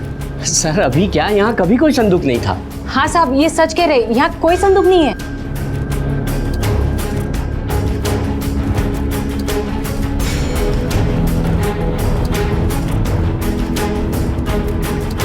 तुम्हारी माँ जी वो कहाँ है? साहब, वो तो चारधाम की यात्रा के लिए गए हैं। चारधाम? जादव, ये बहुत ठग लोग हैं, आसानी से मुंह नहीं खोलेंगे। हमें यह साबित करना पड़ेगा कि ये रोशनी को जानते थे, तभी मुंह खोलेंगे। सर, रिका, मैंने इसके घर पर संदूक देखी थी।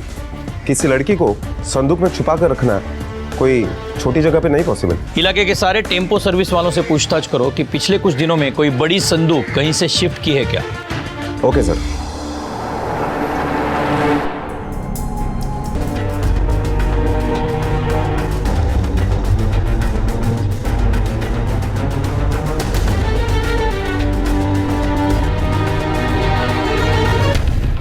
सर, हमने सभी लोगों से पूछताछ की, लेकिन किसी ने भी कोई संदूक शिफ्ट नहीं किया है।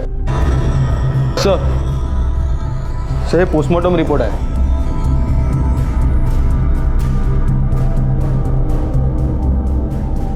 जादव, अब ये कंफर्म है कि रोशनी का कत्ल 2 इंच के चाकू से ही हुआ है और कट राइट से लेफ्ट की तरफ है। सर, इसका मतलब है कत्ल करने वाला हर काम के लिए उल्टे हाथ का इस्तेमाल करता है और परेश अपना हर काम सीधे हाथ से करता है, मतलब वो लेफ्टी नहीं है। 2 इंच का चाकू और लेफ्टी कातिल। वो बच्चा है ना हर्षद, उसे पुलिस स्टेशन बुलाओ। Okay sir. हर्षद बेटा, ठीक से साफ साफ याद करके बताओ, उस दिन क्या हुआ था जब रोशनी को तूने परेश के घर से बाहर निकलते हुए देखा था? सर, मैंने उसे सिर्फ एक बार नहीं 2 बार देखा था। 2 बार? मतलब? हाँ सर, पहली बार जब मैंने उसे गुप्ते के घर से निकलते हुए देखा तो मुझे लगा कि वो वही लड़की है जिसे मैंने छत पे देखा था, पर वो ये थी, वो नहीं। अच्छा, दूसरी बार जब देखा तो क्या हुआ था? दूसरी बार भी वो वहाँ आई थी, पर वो 3 नंबर की गली है ना, वही के किसी घर में वो चली गई। 3 नंबर की गली? कौन सा घर? अरे आई, वो अकड़ूस आदमी है ना जिसके घर में मैंने बॉल मारी थी और वो चिल्लाने के लिए अपने घर पे आया था। कौन, पावड़े? हाँ, उसके बाद मैंने उसे फॉलो किया।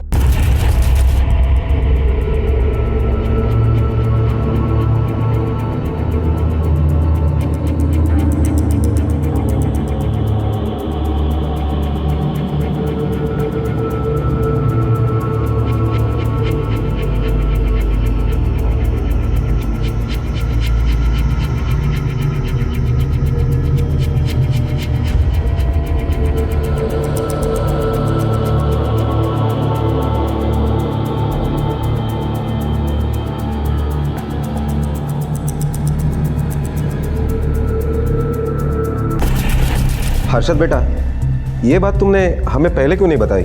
जानबूझ के छुपाई थी? छुपाई नहीं सर, पर वो जो पहले लड़की थी ना, वही मेरे दिमाग में आ रही थी। वो जो संदूक में बंद थी। और वैसे भी बाबा बोलते हैं कि किसी के लफड़े में नहीं पड़ना चाहिए।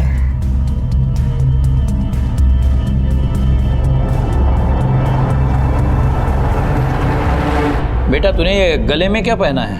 ये फैशन है सर, स्कूल का हर एक बच्चा ऐसे कुछ भी पहन के घूमता रहता है। अच्छा दिखाओ तो, हम भी तो देखें क्या फैशन चल रहा है आजकल।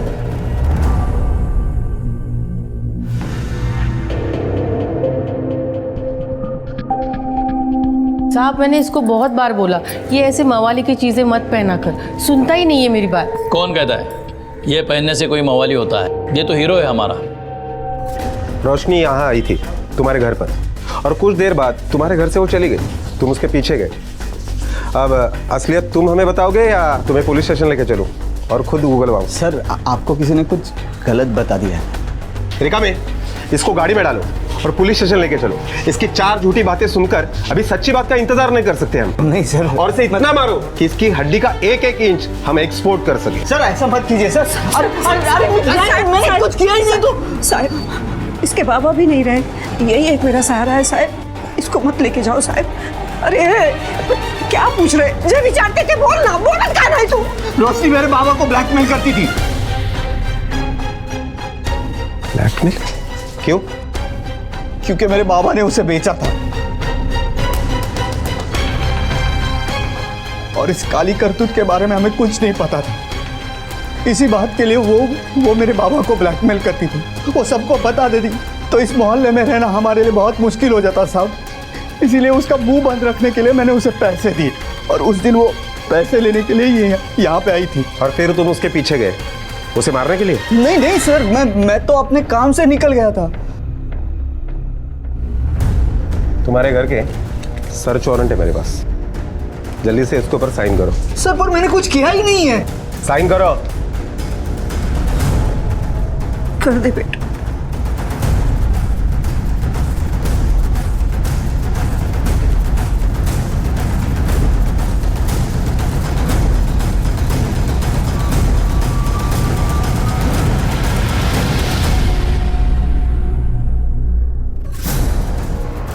पूरे घर की तलाशी लो, एक भी कोना छूटना नहीं चाहिए। Okay sir.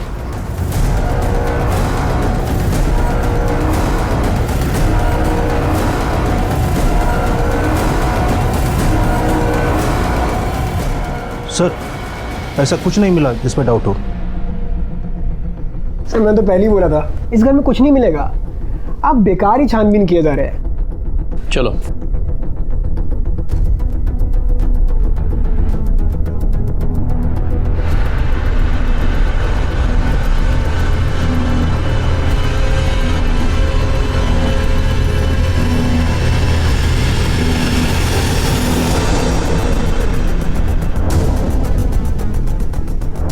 ये गले में क्या है तेरे?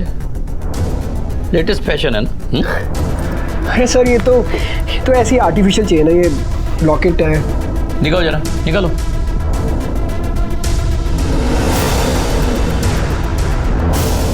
ये लीजिए।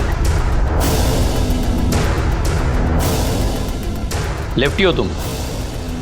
जी हाँ, पर क्यों? इसका जवाब तुम दोगे। मेरे साथ रहने के बाद भी उसने अब धंधा करना नहीं छोड़ा। जब मुझे शक हुआ तो उसका पीछा किया मैंने।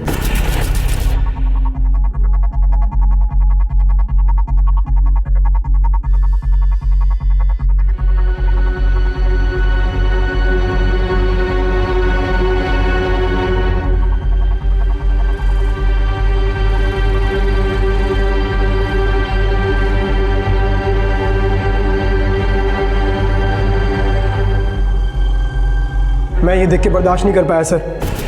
जब वो वापस लौटी तो उसे ये तक याद नहीं था कि आज 30 तारीख को और मेरा बर्थडे है। मैंने उसे याद दिलाया, उसे पार्टी के बहाने रेस्टोरेंट लेके गया जहाँ मैंने उसे शराब भी पिलाई। वापस आते वक्त मैंने गाड़ी ख़राब होने का नाटक किया। यार ये गाड़ी अचानक से क्यों ख़राब हो गई? अब चलो कोई बात नहीं, हम ऑटो से घर चलते हैं।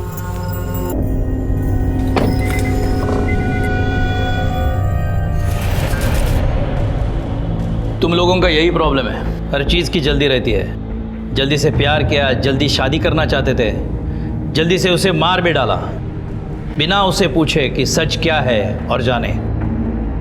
सच मतलब? वो बदला लेना चाहती थी उन लोगों से जिन्होंने उसकी ये हालत बना दी और उसे इस जगह पहुंचाया। हाँ, ये बात ज़रूर है कि उसका तरीका गलत था। वो उन लोगों को ब्लैकमेल कर रही थी, उसकी वजह उसे हमारे पास आना चाहिए था। रिका में ले जाओ उसको। एक और लड़की है जिसे हमें रोशनी बनने से बचाना है। जादव, गुप्ते ने जिस लड़की को कैद किया है उस तक हमें रोशनी बनने से पहले पहुंचना है।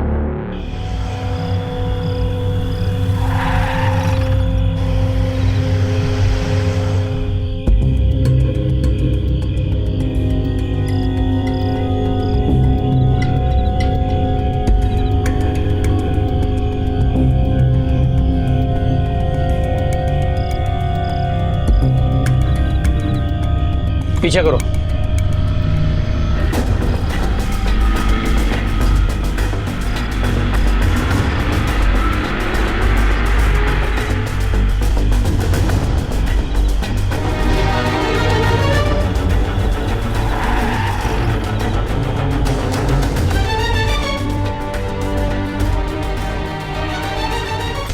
अरे कहाँ है तुम लोग? मुझे यहाँ बंद करके किधर गए थे तुम लोग? आई, तेरे को क्या मालूम, हम लोगों को पुलिस उठाकर ले गई थी। क्या? वो तो अच्छा हुआ कि रोशनी का कातिल पकड़ा गया और पुलिस ने हम लोगों को छोड़ दिया। आई, जो होना था वो हो गया। महक किधर है? सब कुछ ठीक है ना? कुछ गड़बड़ तो नहीं है? क्या करना है ठीक होने से?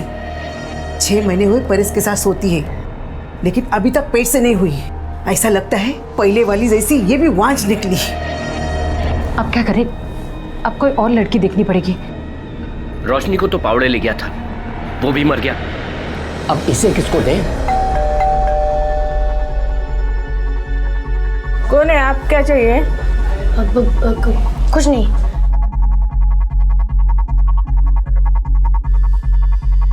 किसी को कुछ देने की जरूरत नहीं, मैंने सब इंतजाम किया है। इस ड्रम में उसको डालते हैं और ऊपर से ये तेजाब फेंक देते हैं। 2 दिन में हड्डियां गल जाएगी, फिर बची हुई हड्डियां इधर उधर फेंक देंगे।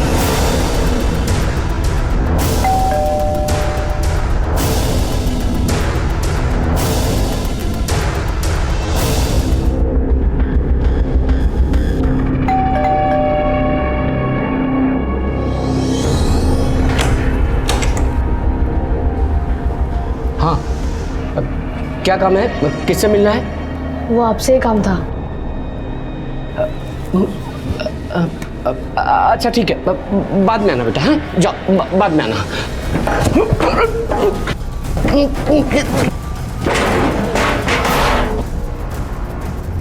अंदर और 2 लोग हैं, उनको भी पुलिस स्टेशन लेके चलो।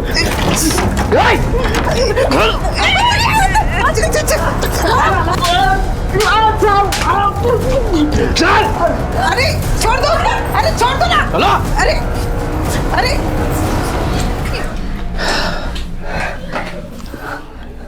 यही लड़की थी जिसको तुमने देखा था?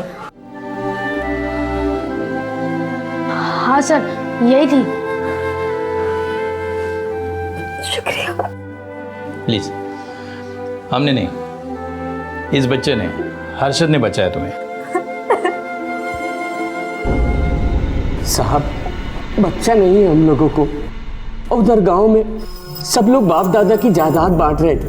हम लोगों से बोले कि तुम लोग क्या करोगे इसका, औलाद तो है नहीं। साहब, इसलिए रोशनी को हम लोग लेके आए थे, पर वो भी कभी माँ नहीं बन पाई, इसलिए मजबूरन हमको उसको पावड़े को बेचना पड़ा साहब। अभी तो ऐसा लगता है साहब भगवान की यही मर्जी है, मेरा वंश कभी आगे नहीं बढ़ पाएगा। काश भगवान की मर्जी तुम लोगों को पहले समझ आती, 2 लड़कियों की जिंदगी बर्बाद होने से बच जाती। वैसे भी और कोई उम्मीद नहीं है, क्योंकि जेल में वंश आगे नहीं बढ़ सकता।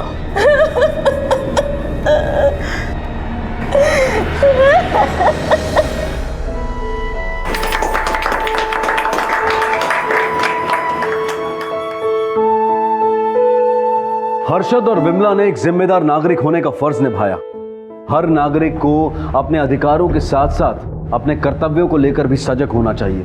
इस जिम्मेदारी का एहसास किसी की जान बचा सकता है, जैसे कि हर्षद ने महक की जान बचाई। परेश, रेखा और हंसा गुप्ते को महक और रोशनी को बंधक बनाकर उन पर अत्याचार करने के लिए, और रणधीर जिसके प्यार में विश्वास की कोई गुंजाइश नहीं थी, उसे रोशनी के कत्ल के लिए कड़ी सजा सुनाई गई है। आज का ये केस हमें ये सीख देता है कि हम सिर्फ अपने बारे में ही नहीं बल्कि अपने आसपास के लोगों के बारे में भी सोचें, और अगर कुछ भी गलत होता हुआ देखें तो पहल करें उसे दूर करने की, उसे रोकने की।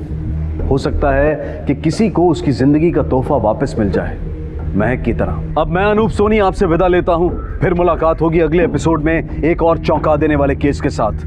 तब तक अपना और अपने परिवार का ख्याल रखें और देखते रहें क्राइम पेट्रोल डायल 100। सबक एक को, सीख हम सबको। जय हिंद। क्राइम पेट्रोल के और भी दिलचस्प कहानी देखने के लिए हमारे चैनल को सब्सक्राइब करें और बेल आइकॉन दबाना न भूलें।